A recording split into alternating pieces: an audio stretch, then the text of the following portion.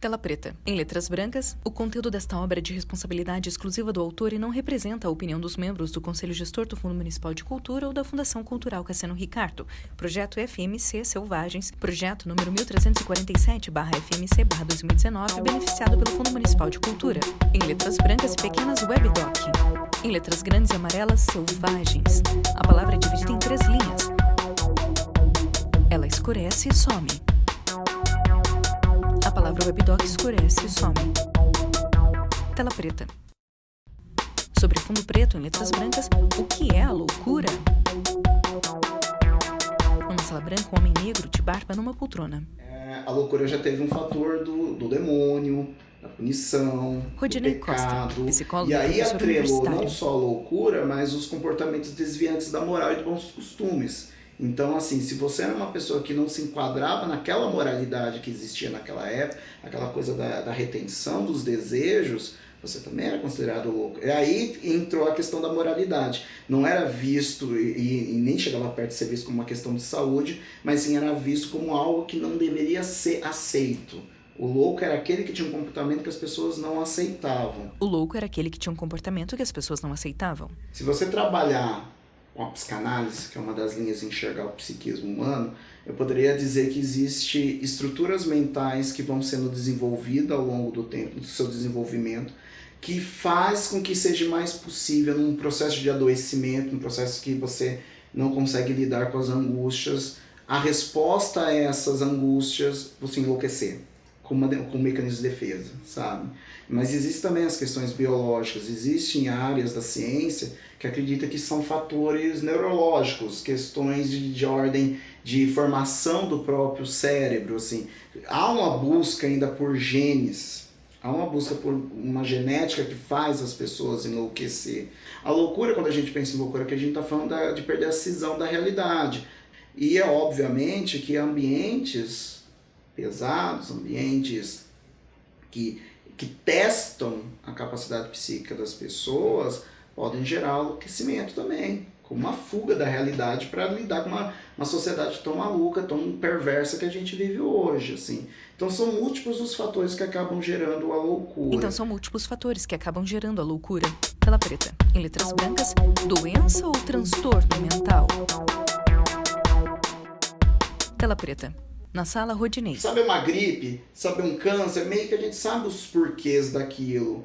Uma depressão, uma esquizofrenia, não existe um fechamento real do porquê que as pessoas adoecem do ponto de vista psíquico. Então, por causa dele, a gente não ter uma causalidade, a gente prefere o termo transtorno, que é uma palavra muito mais abrangente, que basicamente diz o que é, transtorna a vida. É um comportamento que transtorna, ou gera infelicidade intensa, ou a pessoa não namora direito, ou não trabalha direito, ou não estuda direito. Alguma parte da vida dela vai estar transtornada. Então a gente prefere esse termo. E sim, hoje a gente ainda usa, vê a loucura ainda na visão da saúde mental. Mas o fato da gente não ter essa causalidade, de certa forma até ajuda a gente a entender que temos que dialogar com tudo. Não só com o saber médico, não só com as terapias, né, da área de saúde, mas entender que também tem um fundo social, então a gente tem que ter um olhar social, que existem profissionais que vão ter um olhar que não necessariamente é o da saúde mental, mas que se a gente abrir, criar diálogos entre eles, vão se criar novos conhecimentos para o cuidado deles. Assim. Vão se criar novos conhecimentos para o cuidado deles. Tela preta. Em letras brancas, é possível conviver com a loucura? Tela preta. Rodinei. A gente vai sempre ter momentos de infelicidade, momentos de desadaptação, isso faz parte. A questão é que isso ainda assusta as pessoas. Então as pessoas tentam sempre jogar para escanteio a questão das ordens que pode me lembrar onde eu posso ser também. Eu acho que a loucura, ela dá uma sensação que qualquer um pode ficar. Então por isso que as pessoas têm muito medo, assim. O que acontece é que muitas vezes quem tem uma doença psicótica, ela aprende na TV, pelo que as pessoas falam, que ela é perigosa, sabe? Que as pessoas não deveriam estar perto. Ouvindo isso toda hora, a pessoa pode até começar a acreditar e começar a se isolar, começar a nem tentar perceber que ela pode ser protagonista da narrativa dela, sabe? Essa questão da identidade, da pessoa entender que a pessoa, ela pode ser louca, mas a loucura não é a sua totalidade, é o que faz a pessoa viver. Porque, como você falou, dá para viver? Sim, é uma parte dela. A loucura é só uma parte, ela não é só isso. A questão psíquica da loucura também acaba sendo adaptada pela pessoa. A questão da loucura também acaba sendo adaptada pela pessoa. Tela preta. Em letras brancas, sociedade doente. Tela preta. Um homem de pele parda grisalho atrás de uma mesa. A gente está passando por uma mudança na sociedade bastante interessante. Danilo Stanzani. As relações entre as pessoas estão extremamente superficial. Secretário de Saúde de São José dos Campos. Campos. Tudo via rede social. E essas gerações que vieram depois do milênio, aí, da passagem do milênio, são gerações muito despreparadas para as frustrações. E quando a vida dela não é tão bela quanto a vida daquele blogueiro que só mostra maravilhas, isso causa uma decepção, uma angústia e uma dificuldade de enfrentar isso porque não tem capacidade de enfrentar frustrações. Esse é o grande boom que a gente está tendo aí, e aí vem a ansiedade, vem a depressão, né? Vem a tentativa de suicídio, autoflagelo, né? Essas coisas que são decorrentes disso. Um homem de cabelo branco. Costumo dizer que é uma sociedade de surdo. A gente vive a era da comunicação. Luiz Peagno. Mas as pessoas não se comunicam. Diretor do Hospital Francisca Júlia. Eu estou falando de uma comunicação Ele bate no peito. de sentimento. A gente se comunica rapidinho, né? Mas o verdadeiro, aquela comunicação interna, do que está acontecendo comigo, dificilmente a gente permite que o outro fale. Ou não dá escuta para o outro. Tela preta. Rodinei. As pessoas não têm mais tempo para se vincular a nada, as pessoas não têm tempo nem para os seus filhos, assim. Então, como está vivendo uma sociedade absolutamente individualista, muito do aqui e agora, muito que não espera a longo prazo, as pessoas estão muito vulneráveis. Vulnerável no sentido que o sentido da vida também não tem muito valor. Vulnerável que uma pessoa no trânsito pode te matar só porque você passou na frente. As pessoas estão se isolando mais, as pessoas estão tendo muita impaciência, as pessoas estão em constantes momentos de fragilidade e as pessoas estão perdendo capacidade de se vincular com as outras pessoas. Isso, do ponto de vista social, é um mundo que vai adoecer. Danilo. A sociedade muda, traz os benefícios disso, de todo mundo conseguir falar com todo mundo, mas traz os malefícios de se tornarem extremamente líquidas, né, fluídas, né, essas relações. Você termina um namoro apertando um botão, né? Então é o que a sociedade escolheu para viver. Isso traz consequências. As consequências a gente está vendo essa grande epidemia de doenças mentais. Tela preta. Em letras brancas, reforma ou contra-reforma? Tela preta. Luiz. Eu entendo que a saúde mental teve uma transformação bastante grande da década de 70 para cá, né? Buscando a humanização. Antigamente só era tudo centrado na internação psiquiátrica e depois foram sendo criados vários equipamentos extra-hospitalar. Um deles é o CAPS. Então o CAPS consegue fazer atendimento às pessoas portadoras de transtorno mental, fazendo uma prevenção ou atendendo aqueles que têm alta, porque todos os nossos pacientes que saem daqui do hospital, eles ficam referenciados no CAPS, que é para continuar esse tratamento depois da internação. Então, acho que houve um avanço nesse sentido. E os serviços ambulatoriais também, que é importante. Mas depois, com a Política Nacional de Saúde Mental, muitos leitos foram fechados, né?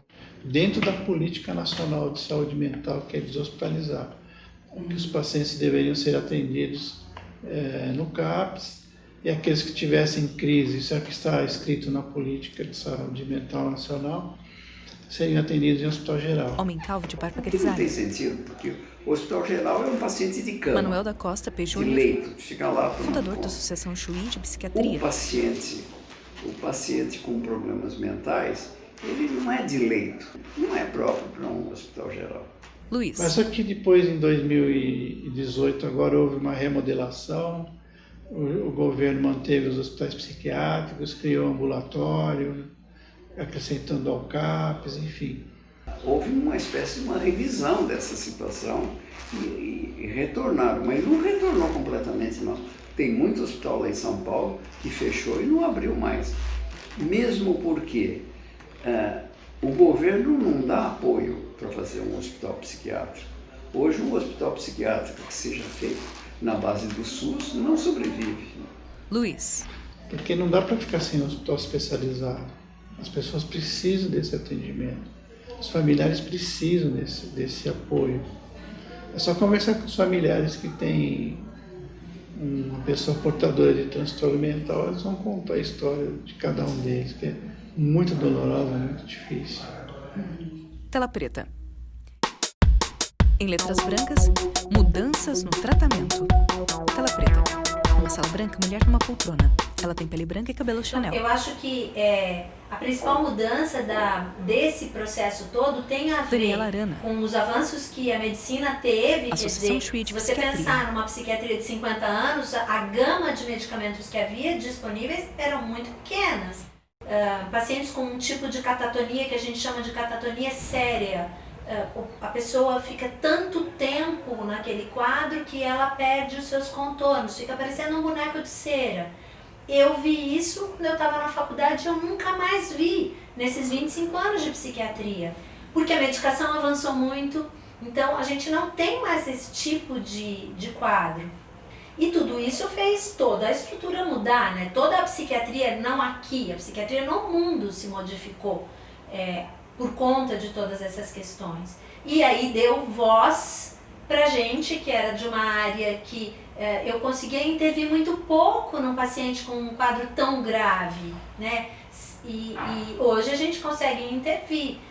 A ação era a intervenção como a medicina foi pensada nos seus primórdios, né? Sintoma, medicação, sintoma, medicação. Hoje não é assim, hoje a gente quer entender o sintoma, né? Quer dizer, ao longo de todo esse tempo, a psiquiatria veio mudando e acho que a psicologia fez parte nesse processo, desse entendimento de que o sintoma é a expressão de algo e que ele precisa ser ouvido nessa essência. O que comunica o sintoma, né? O que aquele paciente que, por exemplo, se corta comunica com aquela ação de se cortar, além de precisar da intervenção farmacológica e tudo isso. Tela preta.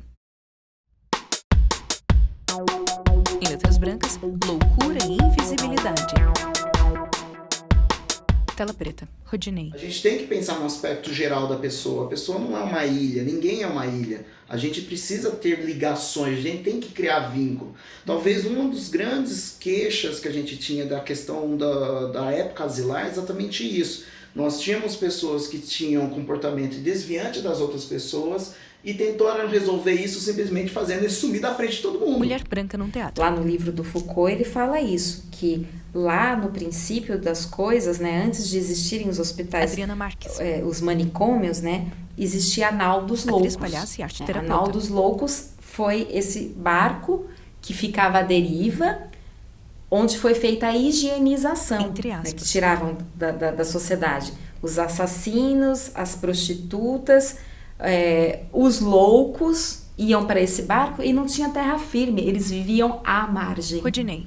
Perceba, os hospitais, tudo bem, São José do Chuí fica aqui no Vila Ema, mas a maior parte dos hospitais psiquiátricos no Brasil é longe, é para tirar, sabe? É totalmente fora a ideia de socialização que a gente quer. Assim. Adriana. Ao invés da gente pensar em fazer um trabalho para que essas pessoas consigam conviver e que a gente consiga conviver com elas, com as suas diferenças, a gente prefere jogar para debaixo do tapete, fazer de conta que não existe, torná-las invisíveis. Fazer de conta que não existe, torná-las invisíveis. Tela preta. Em letras brancas, interno ou externo? Tela preta. Manuel num consultório com Divan. Eu acho que o transtorno mental que necessita de internação precisa ter duas características. Uma é do indivíduo fazer mal para ele mesmo ou dele fazer mal para o outro. Se não existe um mal para ele mesmo ou um mal para o outro, não existe necessidade de internação. Rodinei. O que eu acredito é que existem dispositivos de cuidado e vale a pena ser cuidado, sabe? A questão da terapia, a questão da própria medicação. A medicação, assim, é lógico que o uso abusivo tem que ser combatido, mas ela também é necessária.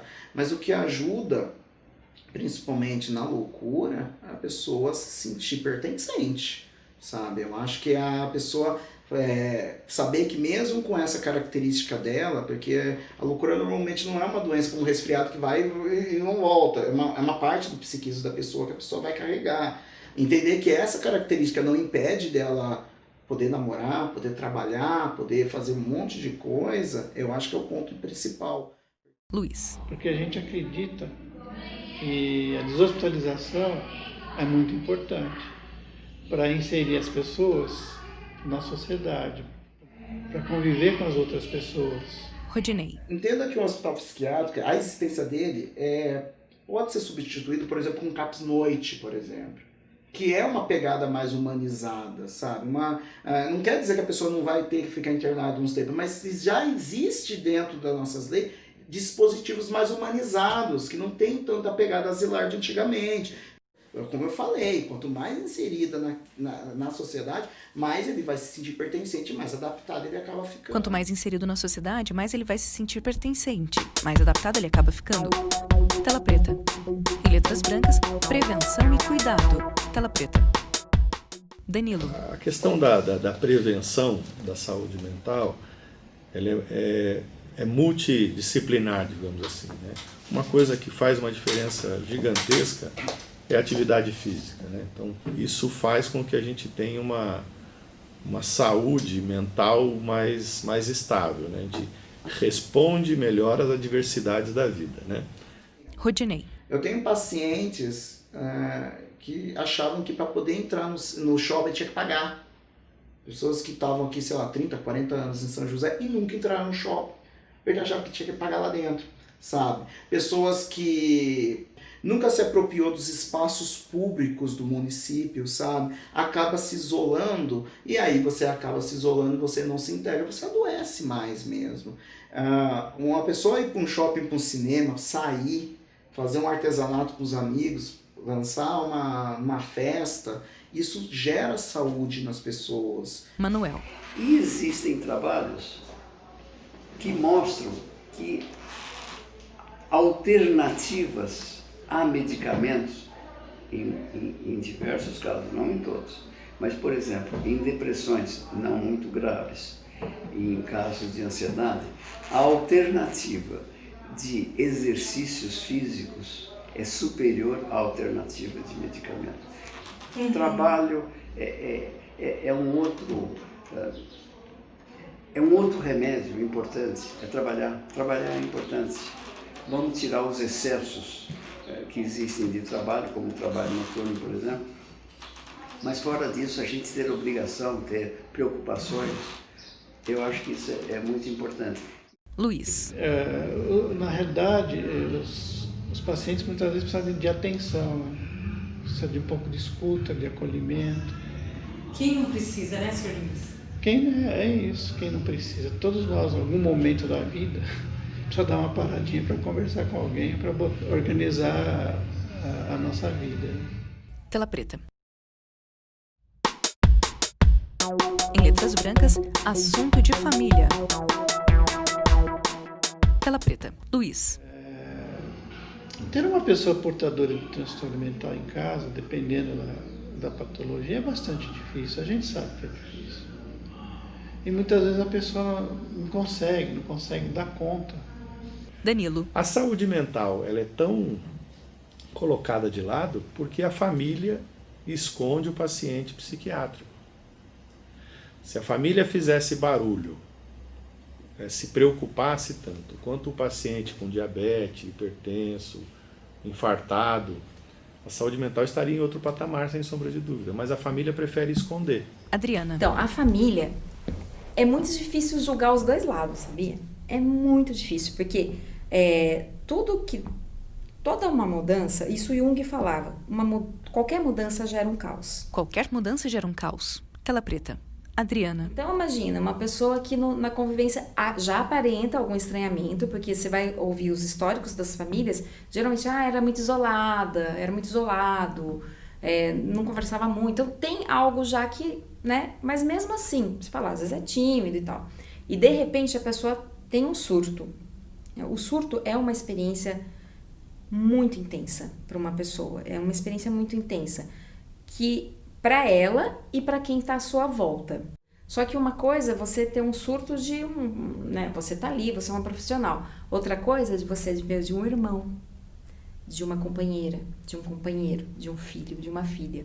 É muito forte isso. Pode acontecer alguma agressão, né, uma coisa violenta. Quando tanto a pessoa que sofreu do transtorno, do surto, como a pessoa que presenciou, fica muito delicado ali a situação, porque a pessoa que presenciou, que viveu o surto, depois vem uma culpa muito grande. Uma culpa, porque não foi algo assim que a pessoa fez, né, assim, dentro das suas faculdades mentais, vou lá eu vou lá de verdade, vou bater em você. Não, foi uma consequência daquele surto.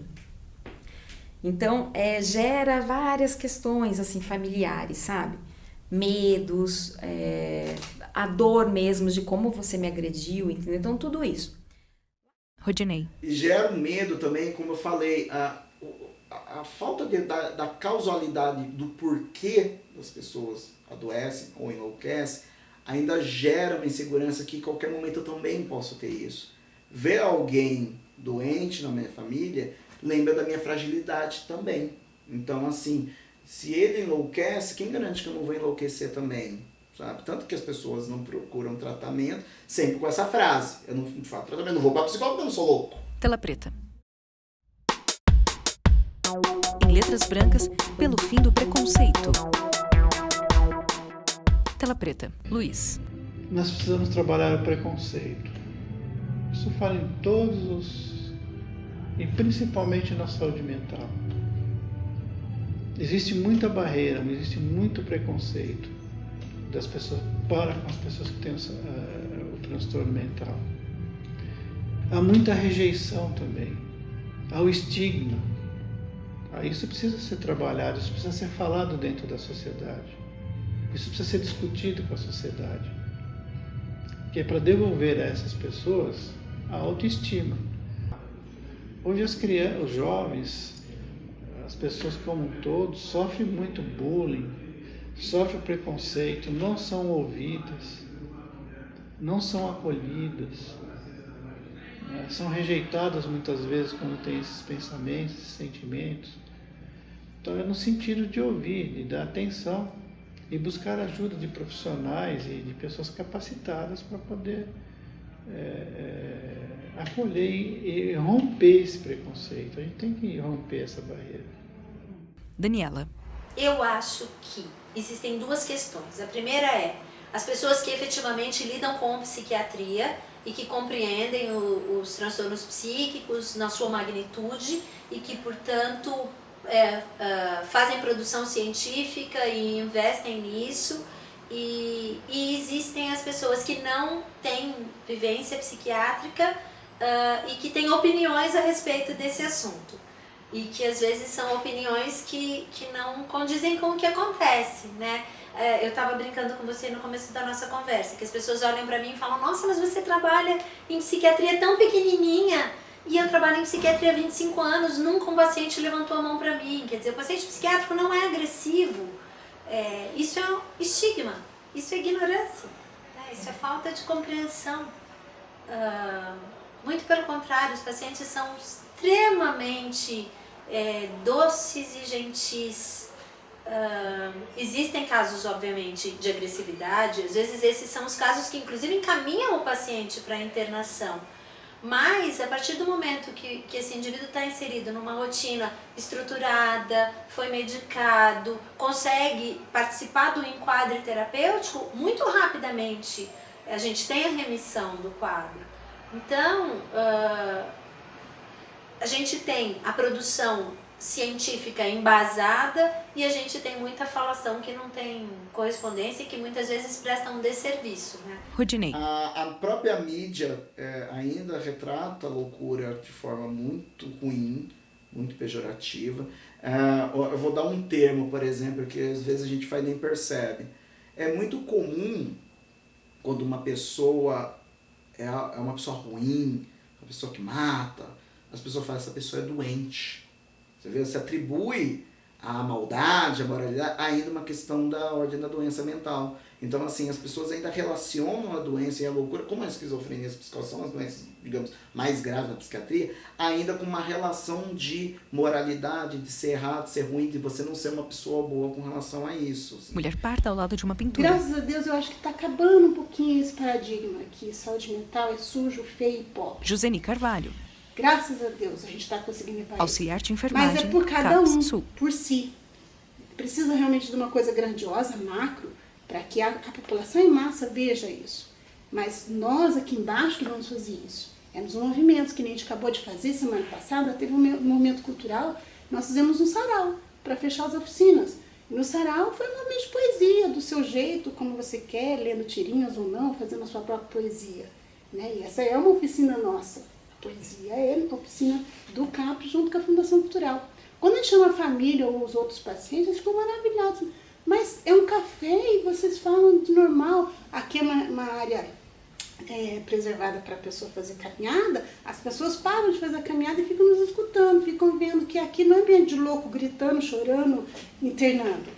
É um ambiente de socialização. O momento está bom? Legal, vamos curtir. Não está bom? Então vamos resgatar isso. E é assim que a gente vê. Eu levo isso, não só para a minha vida. É interessante que meu menino tem 6 anos. Ele nasceu no CAPS. Eu fiz a minha vivência dentro do CAPS. Ele fala todo dia, mãe, como que tá os meninos do CAPS? Ele vem aqui, ele beija todos. Minha mãe vem nas festinhas, vem nos eventos. Quando a gente vai em apresentações, né, que eu faço parte de outros teatros, ele vai junto. É o estigma que nós temos que parar com isso. Quebrar isso.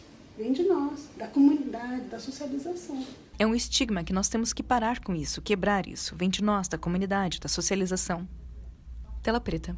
Ao centro, em letras brancas e pequenas, WebDoc. À esquerda, em letras amarelas e grandes, Selvagens. A palavra está dividida em 3 linhas. À direita, créditos finais em letras brancas e pequenas. Direção, Júlio Hazek. Roteiro e entrevistas, Cristiane Lopes e Júlio Hazek. Edição e finalização, Júlio Hazek. Som direto, Júlio Hazek e Rafael Ferreira. Trilha original, Júlio Hazek.